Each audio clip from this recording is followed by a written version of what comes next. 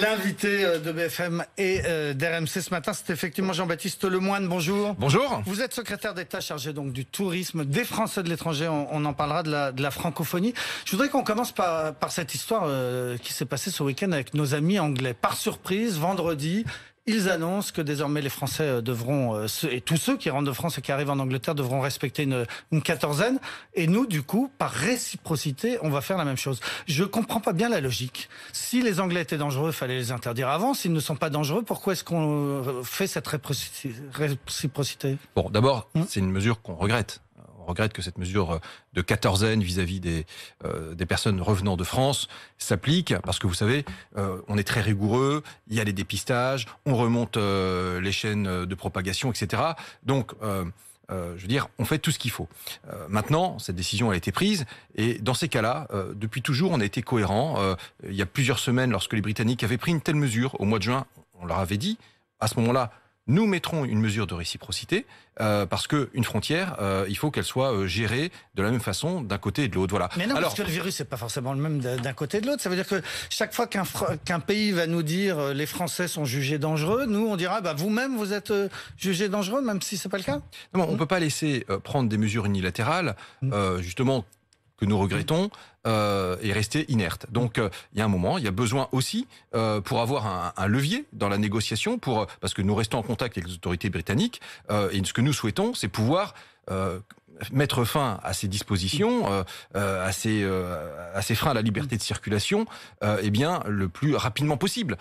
Et donc dans ces cas-là, eh bien il faut aussi que les autorités britanniques voient qu'elles ont un intérêt à prendre une telle mesure. Donc écoutez, on est au travail avec Clément Beaune, mon collègue aux affaires européennes, pour pouvoir eh bien faire en sorte que cette mesure pèse le moins longtemps possible, parce que vous savez, les flux entre la France et la Grande-Bretagne, ils sont considérables.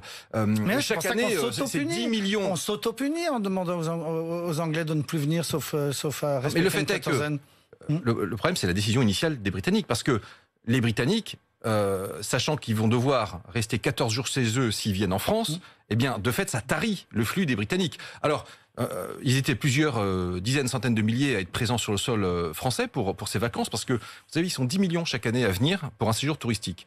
Alors ça, c'était avant cette épidémie de Covid, mais ils jouent un rôle moteur dans le tourisme national. Et donc on va tout faire pour aider les acteurs du tourisme, et bien peut-être à diversifier les clientèles, à prolonger la saison avec les Belges, avec les Allemands, avec les Néerlandais. Avec Atout France, on est très mobilisés avec des campagnes sur le numérique, etc. Parce que on a bien conscience que cet été, c'est un été pas comme les autres, mais qu'on a besoin de relancer l'économie touristique, parce que l'économie touristique, ça pèse dans l'économie nationale, autour de 8 à 10% du PIB, donc très important pour nos territoires. Je me réjouis en tous les cas que déjà les Français, eux, aient plaidé pour un été bleu-blanc-rouge, soit au rendez-vous, et que dans beaucoup de territoires, eh bien, les résultats sont là, les professionnels retrouvent le sourire. C'est une reprise qui demeure fragile, parce que on voit bien que dès que parfois il y a un cluster ici ou là, les réservations s'annulent, les annulations sont là. Donc j'insiste sur la prudence et la vigilance que nous devons chacun individuellement et collectivement avoir pour que l'été puisse se poursuivre et qu'on puisse peut-être aussi avoir une sorte d'été indien, parce qu'on a eu un beau mois de juillet en termes de fréquentation touristique nationale. On a un mois d'août qui s'annonce comme étant un bon cru, et on aimerait bien pouvoir jouer les prolongations. Je crois qu'on parle beaucoup de foot en ce moment, en septembre et en octobre. Le mois d'août, bon cru, vous n'aviez pas eu l'occasion de le dire jusqu'à présent. Vous nous annoncez des chiffres pour le mois d'août qui vont être corrects? Par exemple, les gîtes de France, 95% de taux d'occupation pour le mois d'août. C'est un chiffre qui est considérable. On voit un engouement également pour l'hôtellerie de plein air, les campings qui font une belle saison. Alors, ça ne permettra pas toujours de rattraper le retard à l'allumage de mai et de juin. Et c'est vrai que les acteurs, par exemple Nicolas Daillot, le président de l'hôtellerie de plein air, évoque, allez, on va dire des chiffres d'affaires annuels inférieurs de 20% environ. Mais on a essayé en tous les cas de sauver l'essentiel. Sauver juillet, août, qui sont le cœur de la saison. Et puis vous savez, l'État, il met aussi le paquet dans la durée pour aider tous ces acteurs du tourisme. 18 milliards d'euros. Le président de la République avait souhaité en faire vraiment une priorité nationale, parce que le tourisme, ça touche à la fois à notre identité, parce que c'est la valorisation des terroirs, du patrimoine, et puis c'est aussi une activité économique essentielle. Non, mais vous le disiez, 10% pour certains territoires. 10% du PIB, ça veut tout dire. Ça veut dire que c'est énorme. Alors vous nous dites ça va bien. Et pour la Corse, par exemple, ça peut être 25-30% du revenu intérieur. À l'identique, pour des territoires comme Lourdes, c'est très important. C'est pour ça que j'étais avec Bruno Le Maire il y a une semaine à Lourdes pour pouvoir annoncer également des dispositifs spécifiques, adaptés, parce que imaginez, tous les pèlerinages ont été annulés. C'est la deuxième ville hôtelière de France. Donc il y a un besoin d'accompagnement dans la durée. Et je le dis aux professionnels chez vous, on sera là au rendez-vous. Alors vous nous dites ça va bien en montagne, ça va bien dans des départements ruraux, ça va bien pour les gîtes de France, certes, mais ça va très très mal pour toutes les grandes villes, ça va très mal pour le musée du Louvre, ça va très mal pour le château de Versailles, ça va très mal. Un hôtel parisien sur 2 est fermé à l'heure où on parle. Non mais attendez, il ne s'agit pas, moi je suis très, très lucide, et il ne s'agit pas de faire l'autruche. Il y a des territoires pour lesquels ça reste très compliqué, les territoires urbains, et c'est vrai que Paris, l'Île-de-France, on pâtit de l'absence des clientèles internationales lointaines. Les Américains, les Russes, les Chinois, ils sont pas là. Là, on a pu relancer le moteur, je dirais, des touristes européens de proximité. C'est 2 tiers des touristes internationaux qu'on reçoit, mais les autres ne sont pas là. Et donc, à Paris, la situation est particulièrement préoccupante. J'ai pu m'en entretenir avec l'UMIH, avec le GNI. Et là aussi, il va falloir, avec les mécanismes de prêts garantis par l'État, avec les mécanismes aussi de fonds propres qui sont en train de travailler avec Bercy, trouver des solutions pour aider ces acteurs économiques. Moi, j'espère qu'à un moment, le secteur événementiel reprennent petit à petit. Vous savez qu'il y a cette capacité à avoir des dérogations justement pour faire des événements de plus de 5000 personnes. On l'a vu avec le Puy du Fou. Oui, notamment. Mais une exception. Bien sûr, mais justement, moi j'incite, et je crois que Roselyne Bachelot l'a fait hier à votre micro hier, j'incite les organisateurs, en tous les cas, à utiliser ce décret du 27 juillet qui permet de demander des dérogations et de pouvoir travailler avec justement les services de l'État pour trouver les conditions sanitaires qui permettent de tenir de tels événements. Exemple, la foire agricole de Châlons, très très grosse foire, la deuxième de France, 200 000 personnes attendues. Mais ce que je veux dire, vendredi, le préfet de la Marne a dit non, on ferme, on ne fera pas, alors que normalement, vous venez de le dire, les salons, les foires devaient être possibles à partir du 1er septembre. C'est le terrain qui doit parler. Et donc, il n'y a pas un événement qui ressemble à un autre. Il y en a qui sont en plein air, il y en a qui sont dans des lieux clos. Forcément, quand c'est en plein air, c'est plus simple que dans des lieux clos. Il y a des histoires aussi de circulation. Parfois, le terrain permet des circulations qui évitent de se croiser, etc. Parfois, il ne le permet pas. Donc, tout ça, c'est des appréciations qui sont très locales. Mais ce que je veux dire, c'est que on a mis en place, je dirais, les outils juridiques permettant de travailler aussi à des événements. Et puis, naturellement, après, il faut faire... Le préfet, il prend sa décision. Au regard aussi, selon des départements, la circulation du virus n'est pas la même. Donc, voilà, il faut être très précis. Et on est dans une incertitude. Tout ça pour dire que sur des territoires comme Paris, j'espère qu'à un moment, effectivement, l'événementiel permettra de rallumer un moteur. Mais les grands salons prévus pour le mois de septembre à Paris ont tous été annulés, quoi. Donc ce moteur n'est pas encore en train de redémarrer. Donc on va avoir encore quelques semaines, effectivement, quelques mois compliqués, et c'est pour ça que, sur le chômage partiel, on continuera. Pour l'instant, c'est près de 1,3 million de personnes dans le tourisme qui ont bénéficié du chômage partiel. On a mis 9 milliards d'euros sur la table avec les prêts garantis par l'État pour pas loin de 100 000 entreprises. Donc on continuera tout ça parce qu'il y a besoin de préserver les talents, les savoir-faire, les emplois pour pouvoir rebondir. Parce que vous savez, le tourisme, c'est hyper concurrentiel. Depuis 20 ans, des destinations ont émergé partout dans le monde. Alors nous, on est numéro 1. Mais il faut jamais rester. Il faut jamais rester. Voilà. Non, mais justement, il faut jamais, je dirais, rester sur ses lauriers. Et cette crise, elle peut rebattre les cartes. Donc, il est important, je dirais, à la fois de manier le microscope, s'assurer que on va sauver le maximum d'entreprises. C'est du cas par cas, c'est du sur-mesure avec tous les outils qu'on a mis en place. Et puis la longue vue pour préparer le tourisme de demain. Et le tourisme de demain, on sait qu'il sera un peu différent. Il y a le consommateur, le client, il demande plus de soutenabilité, un tourisme respectueux de l'environnement, etc. Eh bien, ça, je m'attache à développer ça. C'est ma feuille de route. Vous dites quelques semaines ou quelques mois encore, ou plus, parce que le PDG du groupe Accor, M. Bazin, lui, il va licencier 1000 personnes parce que ces hôtels ne marchent pas. Et il dit au mieux, en 2022 ou en 2023, on retrouvera la jauge d'avant la crise. Ouais. Lui, il se projette très loin. Ça va être une reprise progressive, il ne faut pas se leurrer. Pour certains, d'ailleurs, ça va être une année quasi blanche. Je dis certains parce que on évoquait l'événementiel. J'ai en tête aussi les guides conférenciers qui sont très dépendants des clientèles internationales. Il va falloir pour certains tenir jusqu'à mars-avril prochain.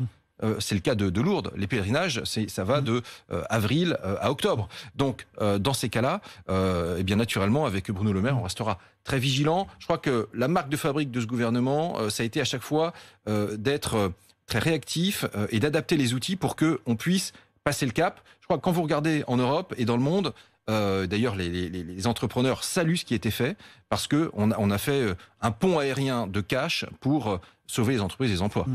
Vous êtes aussi le ministre des Français de l'étranger, on l'a dit. Il y a au moins 2000 couples franco-binationaux, donc entre un Français et une autre personne de nationalité différente, qui sont séparés depuis le début de la crise.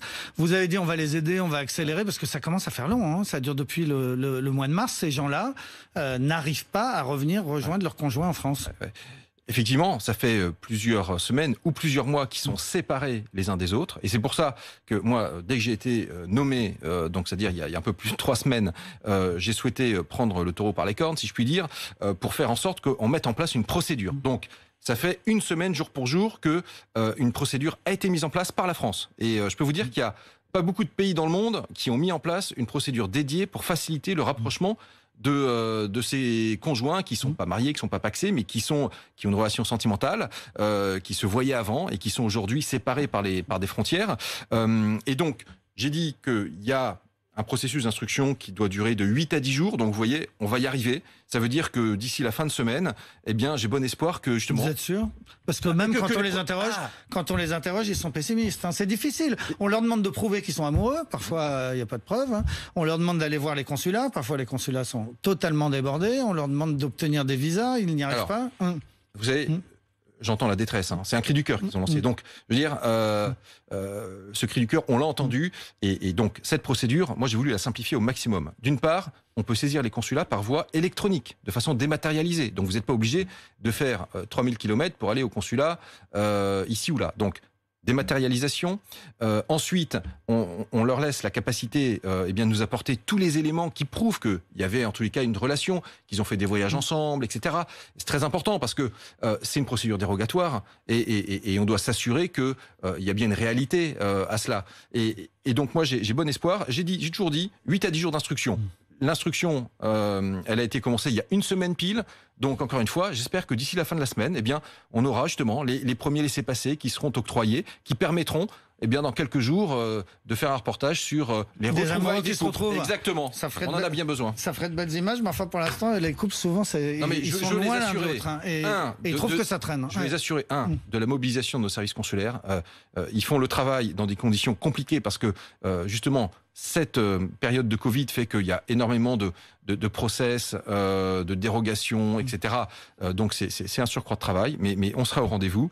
Et puis par ailleurs, transparence. Le collectif Love is not tourism, nous les recevrons à nouveau la semaine prochaine pour faire un point, un état des lieux avec eux. En tout cas, je leur propose pour mettre les chiffres sur la table et puis surtout que chaque personne qui dépose un dossier, elle soit informée eh bien que où en est son dossier. Et puis à la fin, si c'est oui, c'est oui. Si c'est non, on expliquera pourquoi c'est non. Voilà.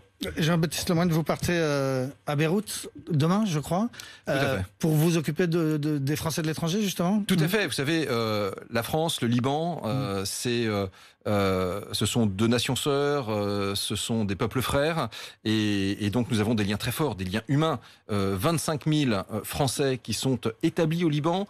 Je crois 150 000 à 200 000 Libanais établis en France. Et donc cette communauté, elle a été éprouvée. Nous avons un de nos compatriotes qui est décédé. Nous avons eu des blessés.